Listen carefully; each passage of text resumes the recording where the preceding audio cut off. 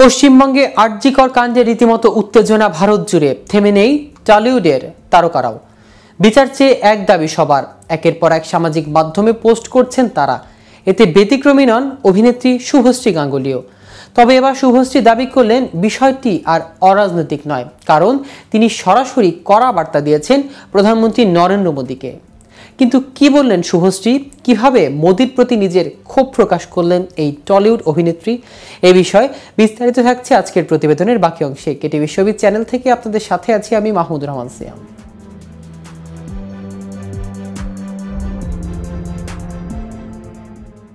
সম্প্রতি সামাজিক যোগাযোগ মাধ্যমে একটি স্টোরি শেয়ার করেন শুভশ্রী। তাতে লেখা, স্বচ্ছ ভারতের চেয়ে আমাদের নিরাপদ ভারত এর বেশি দরকার মোদিজি। প্রচ্ছদে একটি ছবি, সে ছবিতে একটি ফাঁসির দড়ি, বিচারের হাতুড়ি এবং এক নির্যাতনের শিকার নারীর অবয়ব। নরেন্দ্র মোদীর কাছে ধর্ষণের প্রতিবাদে ক্যাপিটাল পানিশমেন্ট চেয়ে শুভশ্রী পোস্ট করেছেন আগেও। এমনকি অভিনেতা দেবও সরাসরি মোদী সরকারের কাছে বিল পাশ করানোর দাবি করেছেন। গত 14 আগস্ট মেয়েদের রাত দখলের রাতে রাস্তায় দেখা যায় শুভশ্রীকে, পাশে ছিল অরিন্দম শীল। এরপর টলিউডের পক্ষ থেকে যে মিছিলের আয়োজন করা হয় তাতেও প্রথম সারিতে ছিলেন শুভশ্রী। ব্যানার হাতে ক্রমাগত স্লোগান ছিল তার মুখে।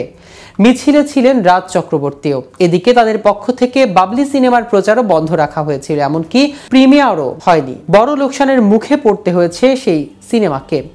এদিকে আরজিকর কাণ্ডের প্রতিবাদে রোববার বেলা 3টার দিকে শুরু হয় মিছিল।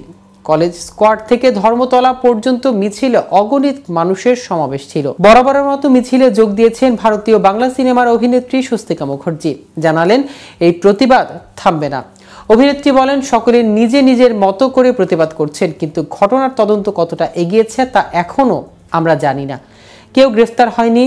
সিবিআই এর তদন্তের কোনো পথ চলছে কিনা খবর আমাদের কাছে এখনো নেই। সরকারের তো একটা দায়বদ্ধতা আছে, নির্যাতিতার বাবা মাকে জবাব দেওয়ার তো একটা দায়বদ্ধতা আছে। ঘটনার তদন্ত নিয়ে সন্দিহানে স্বস্তিকা বলেন, প্রায় 1 মাস হতে চলল, এমন একটা নির্মম ঘটনার কোনো সুরাহা হলো না। জনসাধারণকে বোকা ভেবে লাভ নেই। একটা মানুষকে দোষী হিসাবে সামনে আনা হচ্ছে, কিন্তু আমরা কেউ বিশ্বাস করি না একা এত বড় একটা কাণ্ড ঘটিয়েছে সে। এটা অসম্ভব। আরজিকর হাসপাতালের ভাইরাল ভিডিও নিয়েও অভিনেত্রী স্পষ্ট কথা বলেন। অনেক রকম ভিডিও প্রকাশ্যে এসেছে, দেখা যাচ্ছে মৃতদেহের পাশে রীতিমতো গোল বৈঠক করে পরিকল্পনা চলছে। কোনো নিরাপত্তা নেই, মিথ্যা কথা বলে আত্মহত্যা বলে চালানোর চেষ্টা করছে এটিকে। তিনি আরো বলেন, জনসাধারণ তো বুদ্ধি বিবেচনা কাজে লাগিয়ে ভোট দেন, কিন্তু এমন ঘটনা ঘটে যাওয়ার পরও মানুষকে বোকা ভাবার কোনো জায়গা নেই। জনসাধারণের জন্যই কিন্তু সরকার, মানুষের জন্যই পাওয়া ক্ষমতা সরকারের কাছে, কিন্তু তাও কেন সুরাহা পাচ্ছি না। এদিকে স্বস্তিকা স্পষ্ট দাবি, সিবিআই এর হাতে তদন্ত যাওয়ার আগেই তথ্য প্রমাণ লোপাট হয়ে গেছে, দুষ্কৃতিকারীরা ভাঙচুর চালিয়েছে।